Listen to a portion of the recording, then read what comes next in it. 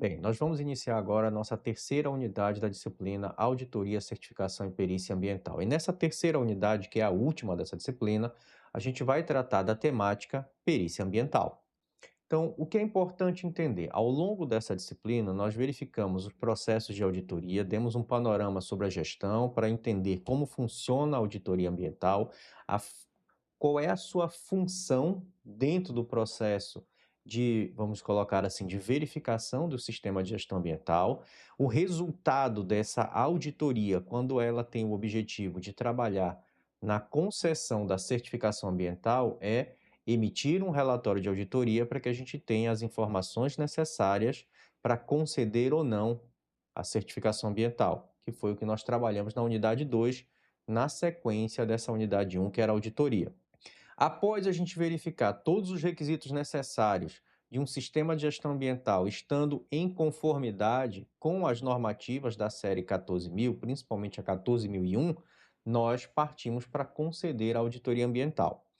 A perícia ambiental, ela não necessariamente tem relação com a gestão, mas devido à estrutura do projeto pedagógico do curso de Engenharia Ambiental e Sanitária da Universidade do Estado do Pará, no qual essa é a disciplina componente curricular do 10º semestre, dos concluintes do curso, nós incorporamos essa unidade de perícia ambiental para que os discentes pudessem ter uma noção sobre esses procedimentos, porque não deixa de ser uma atividade que o engenheiro ambiental e sanitarista vai atuar. Então, aqui nós vamos fazer uma discussão geral sobre perícia ambiental, nós vamos começar a trabalhar os requisitos de perícia ambiental, nós vamos informar alguns conceitos, os tipos de perícia, nós vamos trabalhar sobre a estruturação de um laudo técnico pericial e vamos trazer alguns estudos de caso que possa orientar vocês no desenvolvimento do raciocínio de uma ação de perícia. Obviamente que, após a conclusão do curso, se for do interesse do discente, ou do nosso egresso, na verdade, ele pode buscar cursos mais específicos sobre perícia ambiental para começar a exercer de maneira mais direcionada dentro dessa atuação profissional, que é uma das competências que nós, engenheiros ambientais, temos emitido pelo CREA. Então, vamos começar trabalhando, nesse primeiro momento, alguns conceitos e definições que são importantes a esse processo. Então, quando a gente fala de perícia ambiental, nós temos que entender que ela é uma atividade que é realizada por especialistas em uma determinada área com um objetivo. Qual é a função central? É investigar, fazer uma análise e emitir um parecer técnico, que é o nosso laudo técnico, ou científico sobre um determinado assunto. Então, aqui a gente tem a abordagem da questão da perícia ambiental como um termo de caráter geral. Vamos trazer isso para uma situação dentro de um contexto jurídico. Nós temos que essas perícias, elas na verdade, elas são realizadas por profissionais qualificados com conhecimento técnico naquela determinada área específica da situação problema, tá? E a partir daí, com esse conhecimento científico e técnico dessa determinada área, um juiz vai designar esse profissional que tem a competência para atuar. Então, por exemplo, se foi uma situação trabalhista, vamos chamar um perito, um profissional que seja renomado, tenha conhecimento, expertise na área de segurança do trabalho, por exemplo, sobre a questão de problemas ou acidentes de trabalho. Se for na área ambiental, eu vou chamar um profissional específico da área ambiental. Dependendo da especificidade da situação em termos de perícia ambiental, é que eu vou determinar se é a função de um biólogo, se é a função de um engenheiro sanitarista e ambiental, se é a função de um engenheiro civil, se é a função de um engenheiro mecânico e por aí vai, dependendo da situação. O que é importante a gente entender, esse profissional ele tem que ter a qualificação e o conhecimento técnico-científico nessa determinada área de atuação para que o juiz possa designá-lo como um perito. E ele vai pautar na examinação de fatos e evidências. Eu não tenho achismo na perícia ambiental. Eu vou analisar, eu vou avaliar o contexto e aquela situação para entender as causas daquele problema. E eu vou me pautar em fatos e evidências para fazer uma conclusão. Ou seja, o meu laudo pericial, ele tem que ser baseado nessas evidências e nesses fatos, que vão corroborar para comprovar a situação e a conclusão de que eu estou, como perito, tendo daquela situação. Isso é baseado na situação de processos judiciais. Porque quando a gente está falando especificamente de perícia ambiental ou de um perito propriamente dito, ele está atrelado a uma ação judicial a priori. Mas temos outras situações que, no decorrer da disciplina, a gente vai avançar um pouco mais. Tá? Então, é bom entender que quando a gente fala de perícia e quando a gente está falando do profissional, o perito ele tem uma responsabilidade, que basicamente consiste em analisar e investigar aquela questão, que é a situação problema, que nós colocamos aqui alguns exemplos, e a partir daí, de forma imparcial, ele emite as suas conclusões. Isso é um fator importante no processo para que a gente entenda que, quando eu estou falando de perícia, elas são realizadas em diversas situações. Eu posso ter, como eu falei, situações de trabalho, acidente de trânsito, crime, disputas contratuais, problemas de estrutura em construção. Recentemente, em Belém, nós tivemos uma situação em que desabou a fachada de um prédio.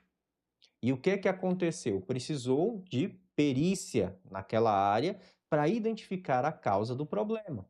Então, nesse momento, foi chamado os profissionais, no caso do CREA, com expertise na área de engenharia civil de estruturas, para que pudessem avaliar a situação e chegar num dado conclusivo, numa evidência ou num fato que corroborasse para aquele laudo e identificar, a partir daí, do que ocorreu, quais são as medidas necessárias judiciais para sanar o problema, para indenizar pessoas, para verificar quem é o responsável pela manutenção da área, como foi feito isso. Foi um erro estrutural, isso foi um erro da construção, isso foi um erro que foi ocasionado depois e que não foi sanado por algum problema ou alguma situação, descaso, e por aí vai. Mas são situações que, quando a gente avançar ao longo dessa unidade, a gente vai estar discutindo isso de maneira mais detalhada.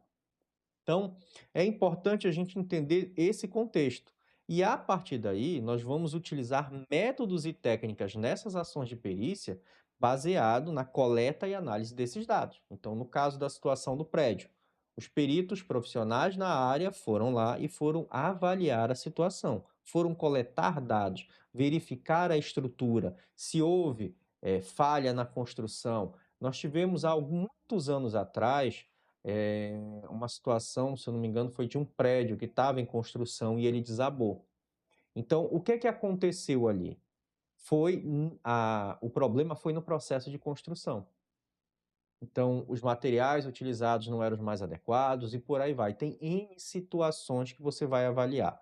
Vamos trazer para a nossa área especificamente na questão ambiental. Nós tivemos, relativamente recente, alguns problemas ambientais significativos de empresas que causaram danos gigantescos em áreas e cidades. O que acontece? Quando se faz o levantamento e aí faz essa análise das informações, coleta-se dados, vai chegar à conclusão. Qual foi a falha? Foi negligência, foi sobrecarga na barragem, foi alguma situação que se perdeu o controle. Quais foram os dados que levaram, por exemplo, ao rompimento da barragem? Em cima dessas evidências, emitiu-se um laudo conclusivo, para que na ação judicial se responsabilizasse a empresa pelos danos ambientais que foram causados. Tá? Então, o que é importante a gente entender? E o outro ponto, esse processo de coletar, analisar, se for necessário, eu vou levar esse contexto para um laboratório, trabalhar com experimentos, realizar simulações. E hoje, dentro da área da computacional, da modelagem, é uma ferramenta muito útil, porque nós conseguimos gerar cenários, simular situações para fazer uma análise muito mais detalhada daquele contexto, daquela situação, problema que ocorreu. Então, isso é um outro ponto que eu sempre deixei claro, eu tenho conversado bastante com as turmas sobre isso nas minhas aulas, e é o que eu falo, a inteligência artificial vai ser uma ferramenta muito útil para a nossa área ambiental.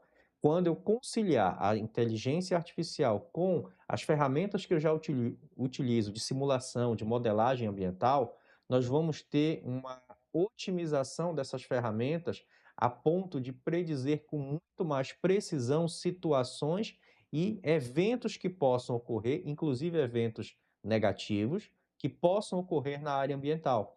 Então, vai ser uma ferramenta muito útil. Aqueles que têm interesse, têm afinidade com essa área de informática, eu recomendo procurar cursos nessa área, porque a inteligência artificial vai ser uma área que vai não, já está crescendo bastante e ela vai ser muito agregada para a área ambiental. É só uma questão de tempo.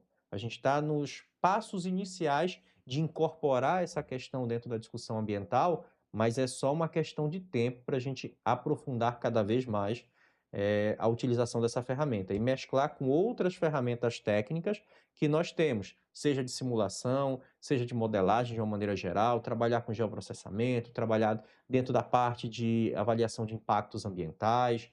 Então, tudo isso são conhecimentos que eu recomendo vocês adquirirem, até para vocês terem como é que eu posso dizer assim, um diferencial de mercado para atuar enquanto profissionais recém-formados, atuando já aí como engenheiros ambientais e sanitaristas, tá? E o resultado dessas perícias, elas nada mais são do que provas dentro de um processo judicial.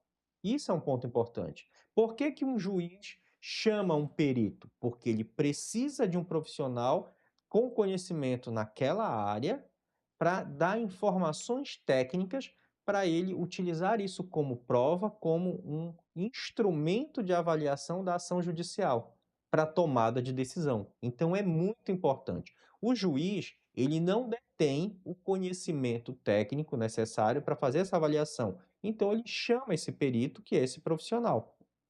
E isso vai auxiliar essa tomada de decisão por parte do juiz com base nos dados e nas evidências que foram levantadas por esse perito, né? Vai esclarecer questões técnicas e, obviamente, também nós temos situações de esclarecimento acerca de procedimentos operacionais, por exemplo, que ocorreram e que, porventura, também auxiliaram para que aquele fato ilícito, aquele dano, aquele acidente ambiental possa ter sido gerado, tá? Então, esses laudos periciais, eles são utilizados nessa questão da arbitragem, são utilizadas na questão dos seguros. Então, por exemplo, se você tem uma indústria, se você tem uma empresa de grande porte, você tem seguro da situação. Então, aí é uma outra ferramenta. Quando eu estou fazendo o levantamento e operacionalizando a empresa, se eu tiver um sistema de gestão ambiental, eu diminuo riscos. Eu posso fazer uma análise de risco, eu posso fazer uma avaliação de impacto, implementar através dos programas de gestão ambiental os procedimentos operacionais técnicos necessários para gerenciar os meus aspectos ambientais, diminui o risco. E diminui o risco de provocar acidentes ou de sinistros de uma maneira geral dentro da área ambiental. E isso aqui é fundamental vocês compreenderem. Por quê? Porque a partir daí, se eu sou uma seguradora, eu posso, diante de um acidente, pedir uma perícia. Não é o que acontece, por exemplo, quando você tem um seguro de carro e você provocou ou sofreu um acidente. O que é que vai acontecer? Você vai levar o carro para a oficina, esse carro ele vai passar por uma perícia, para que a seguradora faça uma avaliação, verifique se as cláusulas do contrato cobrem aquela situação, e a partir daí eu tenho o segmento dos procedimentos da seguradora. Se for uma situação que se enquadre dentro da cobertura do contrato com a seguradora, ela vai direcionar as ações para manutenção e recuperação daquele veículo. Ou, se foi analisada uma perda total, a indenização desse proprietário que tinha o seguro. E mesma coisa que acontece, por exemplo, se eu estiver falando de um empreendimento que mexa com a área ambiental. Existe um seguro. Se acontecer um acidente, essa seguradora vai solicitar que um perito da seguradora vá ao local para emitir um laudo e analisar como vai ser feito e se o seguro feito por essa empresa, diante do acidente que aconteceu, está coberto. E assim vai. Tá? Então, é fundamental vocês entenderem. Então, citei aqui vários exemplos com relação à questão das perícias ambientais, né? E a gente também tem, de maneira geral, a questão de empreendimentos e a perícia, de uma maneira geral, ela pode ser utilizada. Falamos também de uma situação, por exemplo, da questão de perícia do trabalho. Então, o que é que acontece? Um determinado empreendedor, a partir de um momento, ele tem o seu quadro de funcionário, um dos colaboradores diz que ele necessita de um adicional de insalubridade. O que é que vai acontecer? Se o proprietário da empresa disser, não, você não tem direito a um adicional de insalubridade, eu preciso acionar essa empresa, eu como colaborador posso acionar essa empresa na justiça e vai ser pedido uma perícia. Então, vocês, se já viram, estou falando dos nossos discentes de engenharia ambiental e sanitária, se já viram higiene e segurança do trabalho, sabem que eu tenho normas, né? Então, o que vai acontecer? Esse perito vai analisar. Ah, ele trabalha num ambiente de alta temperatura, então eu vou fazer a medição dessa temperatura e eu vou ver na norma qual é o tempo de exposição, qual é a temperatura, se ele tem um direito de adicional de salubridade, ou se esse colaborador está trabalhando num ambiente com muito ruído, a mesma coisa. Então, o que vai acontecer? Vai ser feita uma perícia para fazer a medição do nível de ruído e eu vou analisar na legislação. Então, até tais níveis de ruído não é considerado um ambiente insalubre. Acima desse padrão é considerado um ambiente insalubre. Então, nesse laudo pericial, vai ser detectado. Se esse ruído for acima do que versa a norma da legislação para caracterizar como um ambiente insalubre, esse colaborador vai ter direito a esse adicional de insalubridade. A mesma coisa se eu tenho um profissional, a gente não vai muito longe, aqui na UEPA, na universidade. O que é que nós temos? Nós temos os técnicos de laboratório. Eles têm direito adicional de salubridade, porque dos laboratórios que fazem as análises, eles estão trabalhando e manipulando com material perigoso. Então, por direito, tem o adicional de insalubridade. Então, esse funcionário requisita a instituição já tem o laudo pericial desses laboratórios, então já sabe. É diferente, por exemplo, se eu trabalho no laboratório de química, no laboratório de qualidade de água, no laboratório de qualidade ambiental, eu vou mexer com produto químico. Eu tenho direito adicional de salubridade.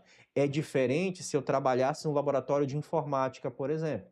Ali eu não estou manipulando com material perigoso. Então, eu não teria direito a esse adicional de insalubridade, tá ok?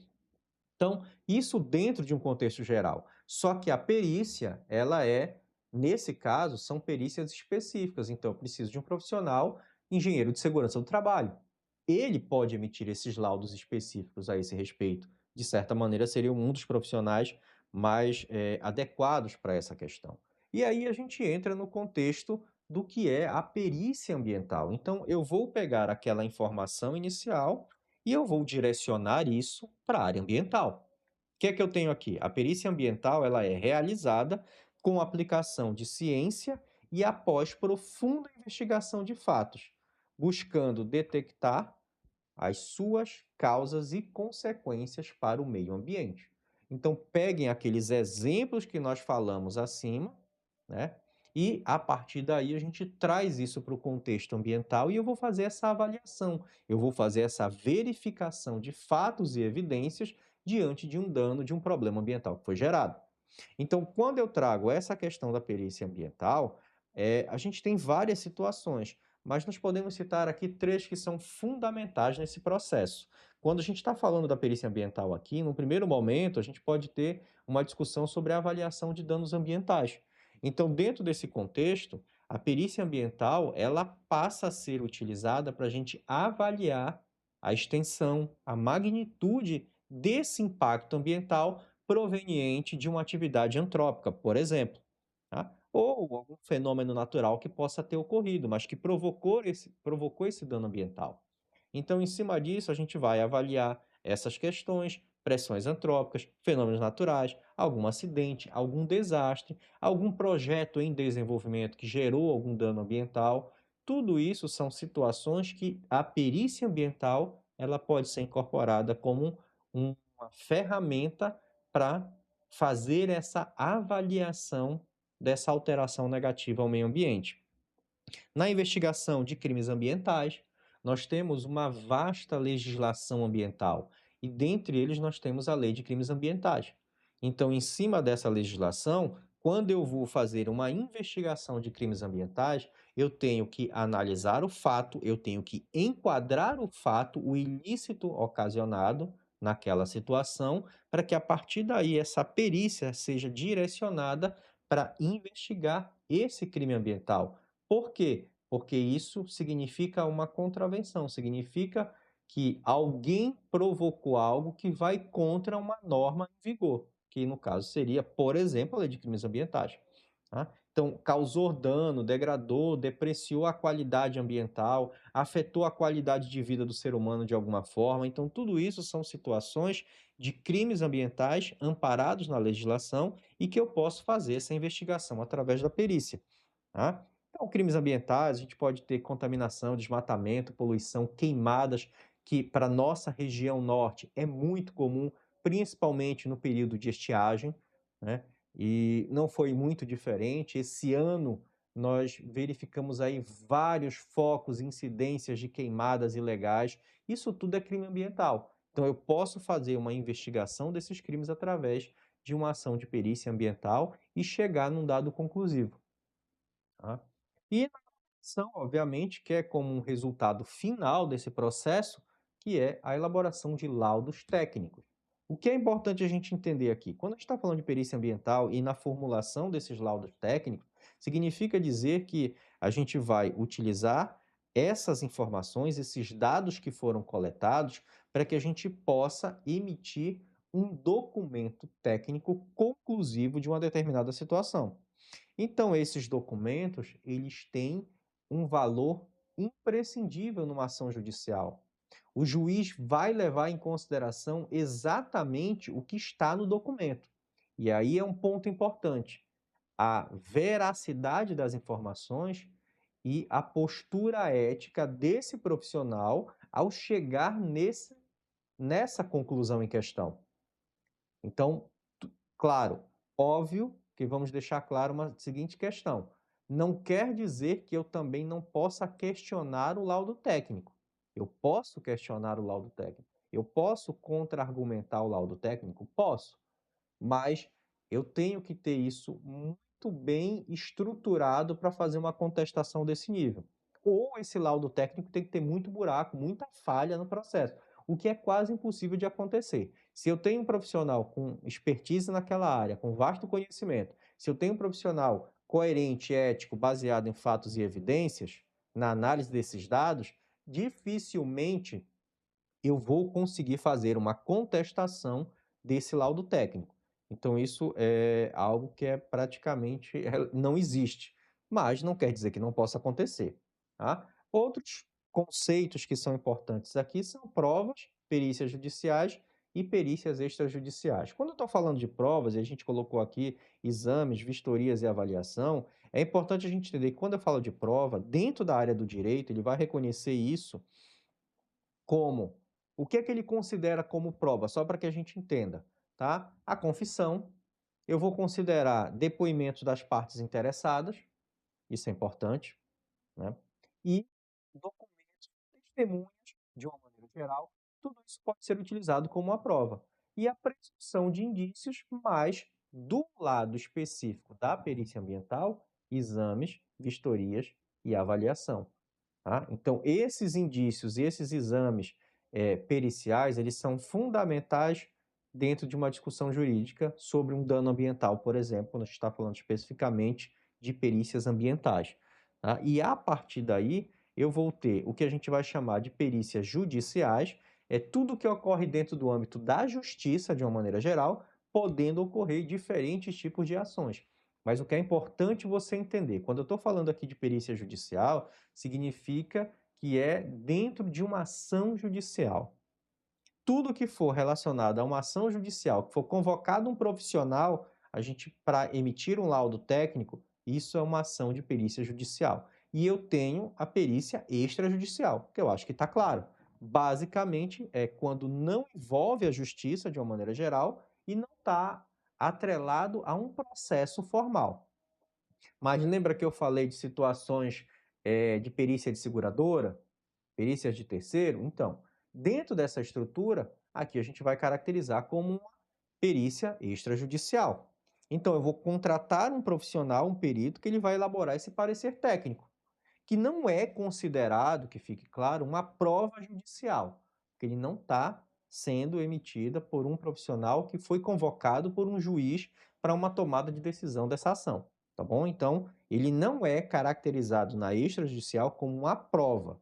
Isso é fato. Um outro ponto que a gente precisa entender aqui é que a prova pericial é resultante dessa perícia cujo perito foi convocado pelo juiz. Um outro ponto importante que a gente tem aqui de conceitos a serem trabalhados é dano e dano aquiliano.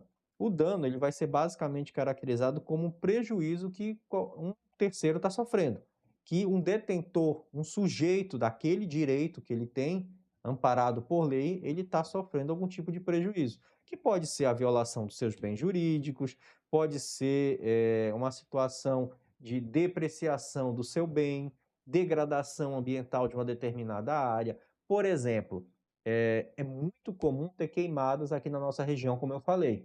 E, normalmente, os proprietários rurais, eles incentivam a queimada na sua propriedade para poder preparar a área para plantação.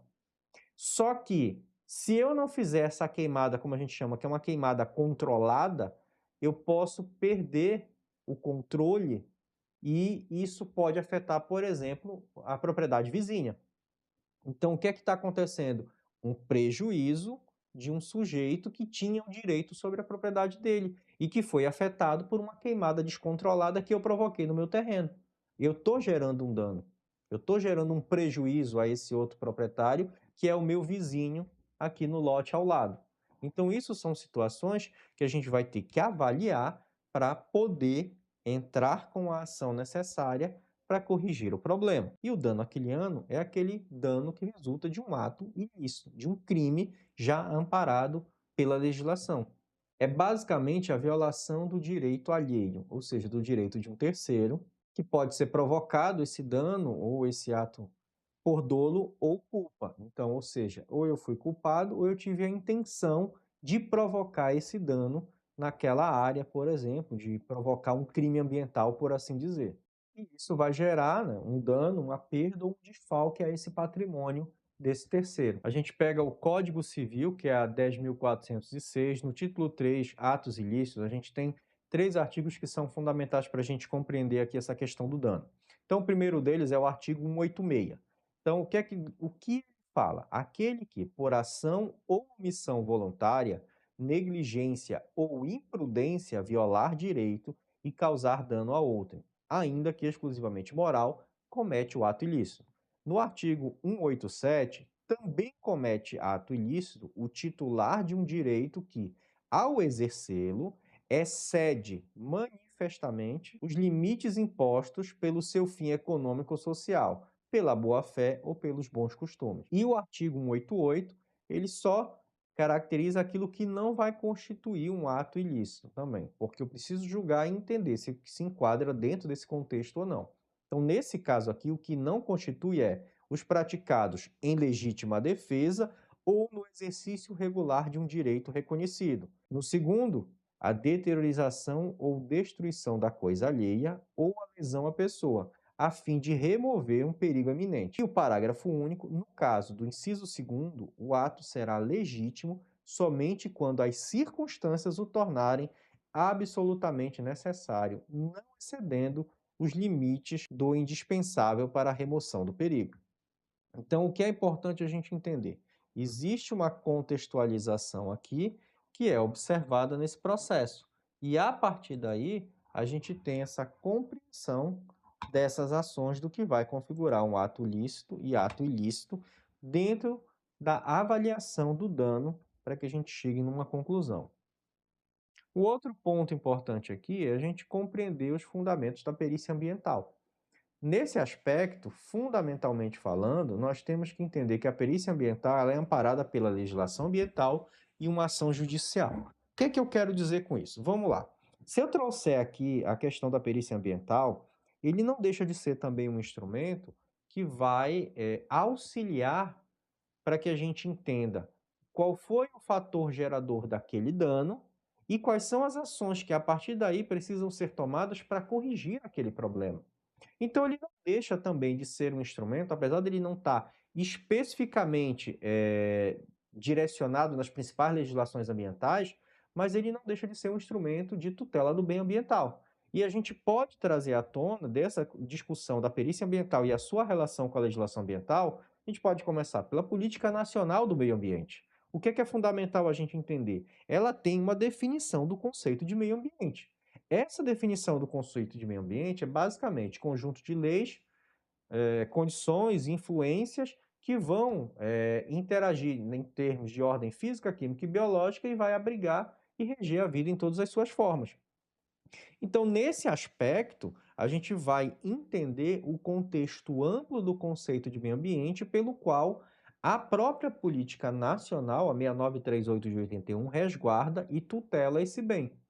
Então, diante desse contexto, a gente traz a legislação como uma ferramenta que vai resguardar. Por quê? A questão pericial, ela é considerada fundamental numa ação judicial a partir do momento que eu cometi um ilícito, ou seja, eu cometi algo que vá contra alguma coisa. Nesse caso, principalmente em matéria ambiental, vai contra a legislação. Então, quando eu trago a Política Nacional do Meio Ambiente, que é um instrumento de tutela do bem ambiental, significa dizer que eu estou resguardando aquele bem, aquele patrimônio ambiental, que ele é bem de uso comum do povo e essencial à sadia qualidade de vida. Isso já são dizeres do artigo 225 da Constituição Federal, que também resguarda o meio ambiente nesse sentido, né? E dispõe sobre os instrumentos e os meios de preservação e o uso racional desses recursos naturais. Então, o que é importante eu entender? Se eu tenho aqui duas legislações que são fundamentais, a Constituição Federal, que é a nossa lei maior, a nossa Carta Magna, a nossa Política Nacional do Meio Ambiente, que é a nossa legislação em caráter geral para discutir a questão da manutenção, da preservação e a conservação e o uso racional dos recursos naturais, eu tenho duas legislações de grande poder em termos de tutela do bem ambiental. Então, eu vou me valer disso e da necessidade da manutenção desse bem ambiental. Atrelado a isso, logicamente, passa a ser, né, um direito difuso, um direito do cidadão na questão ambiental. Qual é o ponto central aqui? É eu entender que essa legislação protege o bem ambiental.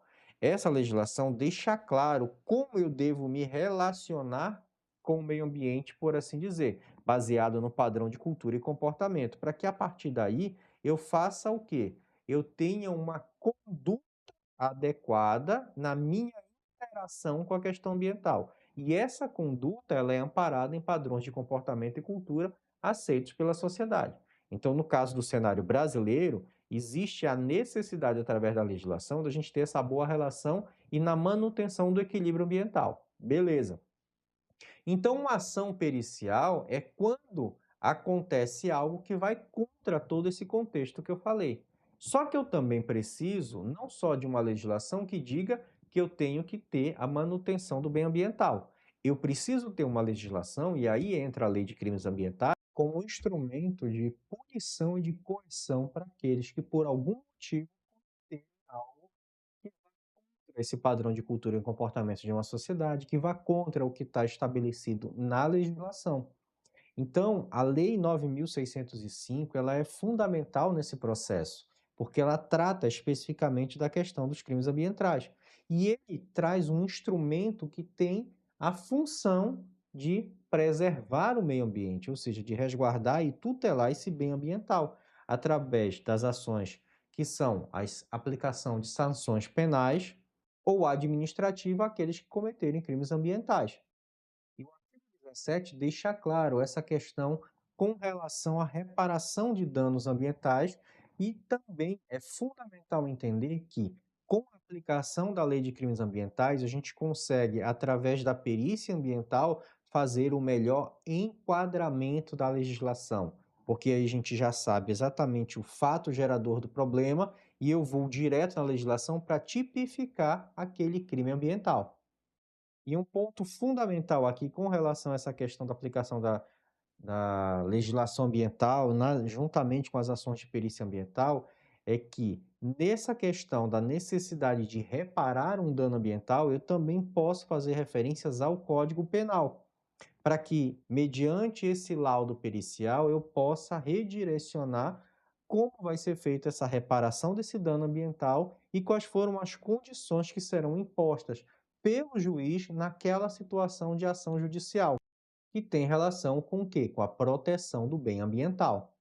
E é por isso que a perícia ambiental ela surge nesse contexto como uma prova de um dano, de um ato ilícito cometido em matéria ambiental. A gente está tratando da questão da legislação propriamente dito e a ação judicial, eu trago aqui a questão da relação da perícia ambiental e o Código de Processo Civil. A perícia ambiental é um instrumento de prova disciplinada pelo Código de Processo Civil. Então, o que é que acontece nessa questão e nesse contexto? Nós temos que entender que, a partir do momento que eu tenho essa prova, o Código de Processo Civil, que pode também ser incorporado nas discussões e nas ações judiciais em matéria ambiental, passa a ser de fundamental importância, porque retrata aqui também a obrigação de reparação e ação por danos causados a terceiro.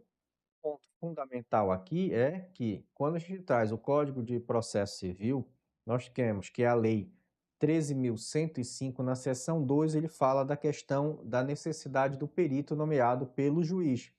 Então, no artigo 156, o juiz será assistido por um perito quando a prova do fato depender de conhecimento técnico ou científico, que é, no caso, em matéria ambiental. Então, da necessidade de tipificar esse dano ambiental e caracterizar a magnitude, a extensão e o que foi influenciado de maneira negativa pelo fato gerador do dano, eu preciso de um profissional específico na área com conhecimento técnico e científico.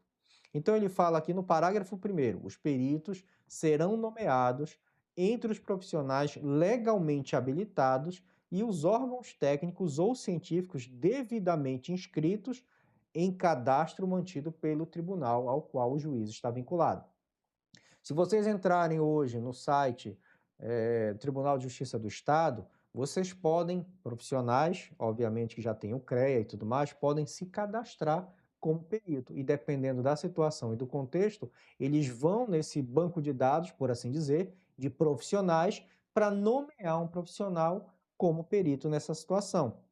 Então, só para que vocês entendam, a gente não colocou aqui, mas eu tenho ainda mais 2 parágrafos referentes ao artigo 156, que fala nessa questão da denominação de um profissional, que fala da nomeação desse perito.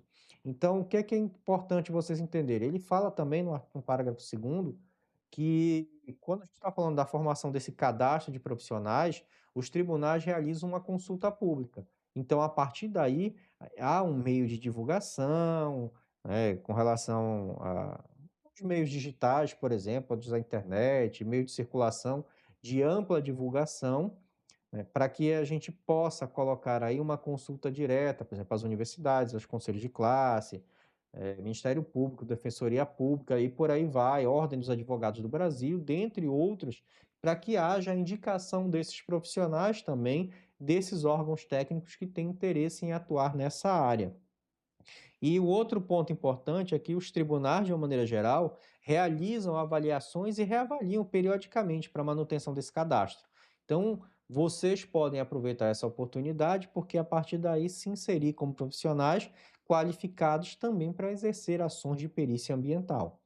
E o parágrafo 4º, que eu peguei o primeiro e o quarto são fundamentais aqui na nossa explicação, o que a gente precisa entender? Quando a gente está falando aqui que para verificação de eventual impedimento ou motivo de suspeição, nos termos dos artigos 148 e 467 do CPC, o órgão técnico ou científico nomeado para a realização da perícia informará ao juiz os nomes e os dados de qualificação desses profissionais que também vão participar dessas atividades.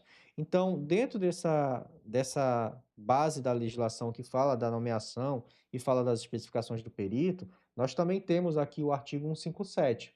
Ah, mas ele já faz alusão sobre o dever de cumprir a ação mediante ofício designado um prazo pelo juiz para que ele execute aquela ação de perícia ambiental. E esse fluxograma que cai desde do entendimento do processo, a aceitação para ser perito, a sua nomeação, as diligências, ou seja, as ações em loco para fazer o levantamento de dados e de informações, ele ser comunicado para que o juiz possa tomar as providências necessárias. O que é que eu quero dizer com isso? Já teve situações, por exemplo, em ações de perícia ambiental que eu estava e que eu fui impedido de entrar no local. Então, eu tive que recorrer ao órgão responsável que me nomeou como perito para que a gente pudesse ter a autorização de acesso ao local e, a partir daí, fazer todo o levantamento de dados com as informações que eram necessárias. Já tive situações de estar fazendo a atividade de perícia em loco e estar solicitando informações e essas não me foram repassadas. Então, o órgão responsável fez a solicitação via ofício para que esse empreendimento liberasse todas as informações que eu pedi. Então, eu me lembro que teve uma situação que eu precisava de uns estudos ambientais, né, nesse caso específico. O que que aconteceu? Eles começaram a criar impeditivos para isso. Um dos argumentos foi que eles não tinham os documentos digitalizados, que era um processo de um licenciamento antigo, os estudos ambientais, e uma série de informações. Vieram com uma série de impedimentos na situação, nesse contexto. Então, o que que aconteceu? Eu tive que comunicar ao Ministério Público naquele momento o que estava acontecendo, e aí o Ministério Público teve que intervir na ação para que fosse solicitado todas as informações que eu pedi e os responsáveis me dessem essas informações. Isso delongou um pouco mais de tempo, obviamente, mas eles acabaram tendo que fornecer as informações, porque eram necessárias para que eu pudesse fazer o levantamento de dados e, a partir daí, corroborar as informações dos estudos ambientais, do que eu estava encontrando em loco e avaliar o que foi que aconteceu naquele contexto que provocou um dano ou gerou um fato negativo do ponto de vista ambiental.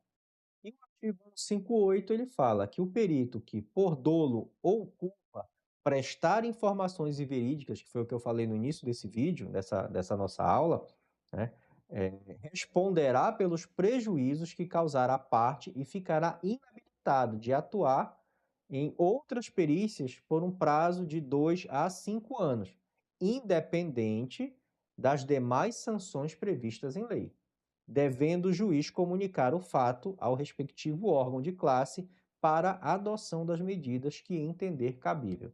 Então, entendam o seguinte, é o que nós falamos.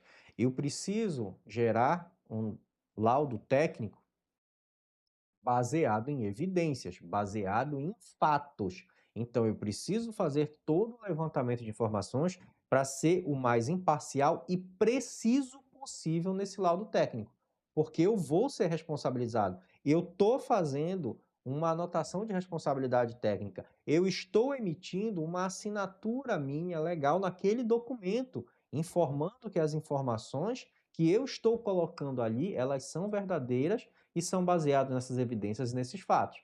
Então, eu não posso deturpar informação, eu não posso condicionar informações, eu não posso me deixar levar por influências e, a partir daí, emitir um laudo que não corrobore com a verdade naquela situação, porque se isso lá na frente for feito um novo levantamento, uma nova investigação, uma contestação, eu sou responsável por aquele documento que eu emiti e que eu assinei. Então tem que tomar muito cuidado com isso, porque a gente pode ser penalizado legalmente por emitir um laudo falso ou informações inverídicas com aquela situação, problema que a gente tinha a responsabilidade de periciar, tá ok? Outro ponto é a gente compreender a questão de um fluxograma judicial, tá? Nessa perícia ambiental, que a gente pode chamar também aqui de escopo da perícia. Então, eu tenho um litígio, ou seja, um fato gerador, uma situação problema, um dano ambiental que foi ocasionado, e aí há o pedido da perícia dentro da ação judicial, tá ok?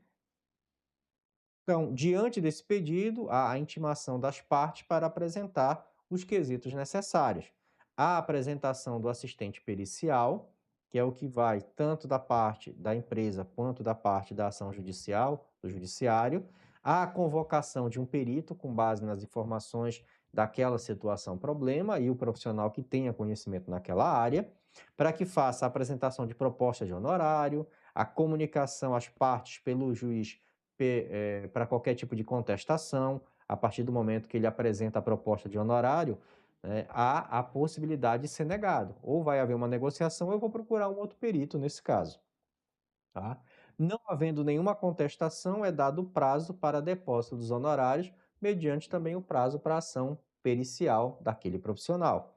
Então, é marcado um prazo para o início da perícia.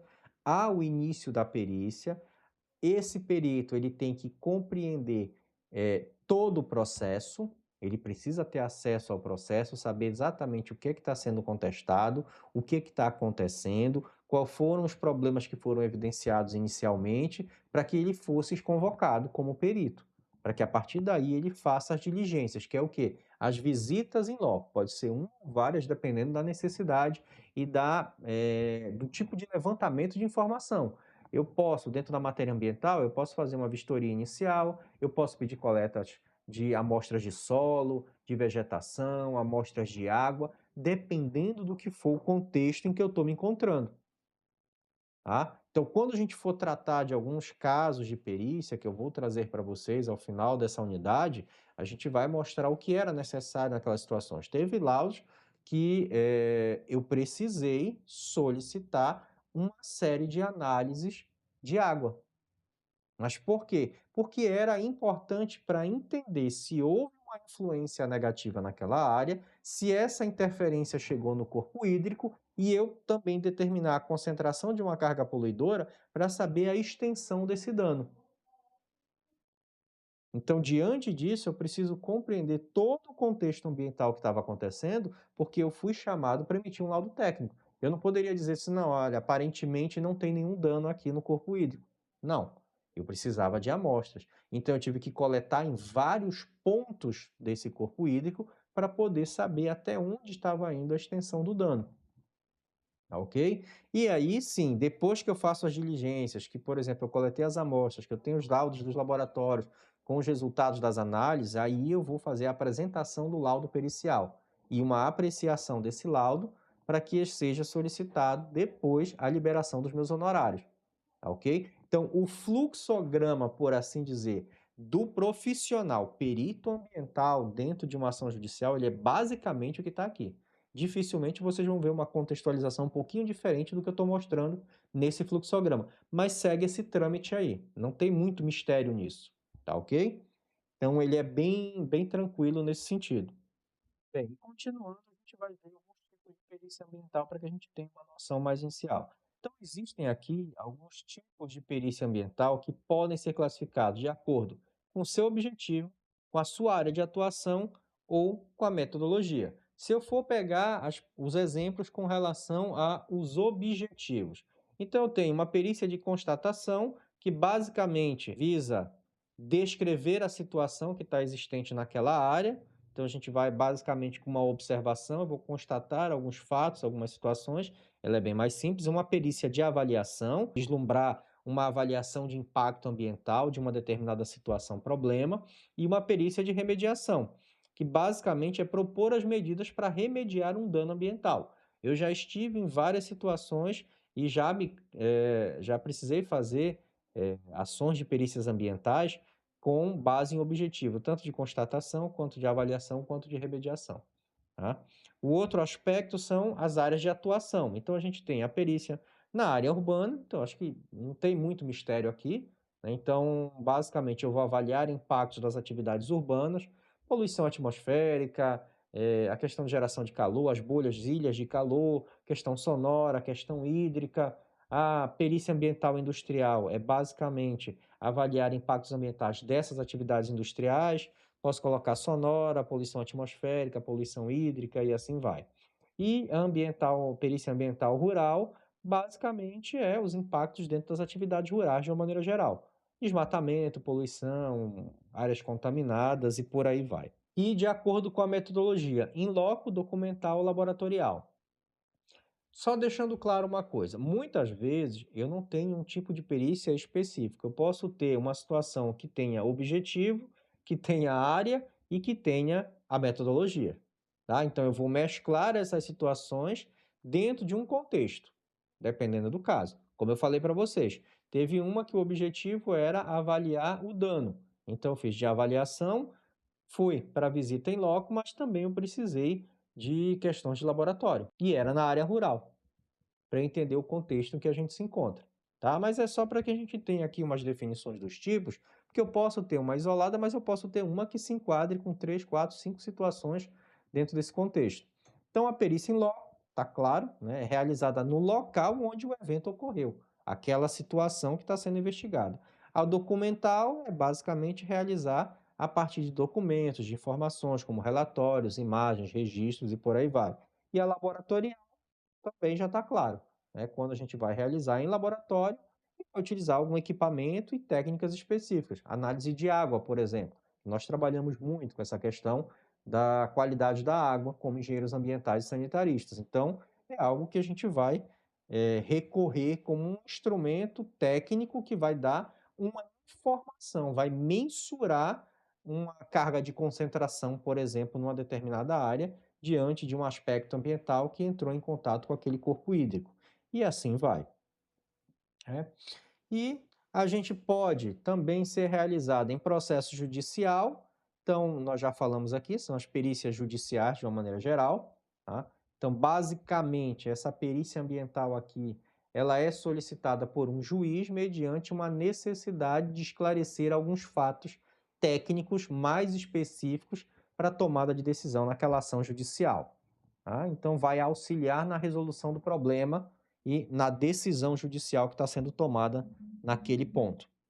Depois eu tenho os processos administrativos, que nesse caso pode ser solicitado por um órgão ambiental, por exemplo, no processo para auxiliar um processo de fiscalização ambiental, na resolução de um processo administrativo envolvendo aí danos ambientais. Eu posso ter um processo privado também, que é o outro aspecto aqui que a gente está observando, que é basicamente quando eu tenho o quê? Que é a solicitação de uma empresa ou um grupo de indivíduos para auxiliar na resolução de um conflito envolvendo danos ambientais. Por exemplo, eu já citei em várias situações, aí, inclusive eu falo muito isso em legislação ambiental, né, que é quando eu vou comercializar um determinado empreendimento, eu vou vender uma indústria. Eu posso fazer uma perícia ali sobre danos ambientais para identificar passivos ambientais naquela área. Então, eu consigo, através dessa situação, a empresa vale 1 milhão, mas foi feita uma perícia na área e eu percebi que a empresa está gerando um dano ambiental. Ou seja, ela contraiu um passivo ambiental e esse passivo é para eu fazer a valoração, quando for feita a valoração desse passivo ambiental, foi estimado aí mais ou menos 300 mil em passivo. Então, se a empresa é 1 milhão, na hora que eu for negociar, se eu ainda tiver interesse, eu digo, olha, então a empresa vale 1 milhão, mas tu tem 300 mil em passivo. Então, eu vou fazer aqui uma compensação no valor, porque eu já vou pegar esse recurso necessário para recuperar esse dano, que são 300 mil reais aí em passivo para a gente poder corrigir e sanar o problema dessa empresa. Isso é negociável, isso é feito, tá ok? Então, são situações que podem ser utilizadas para sanar e resolver problemas dessa natureza.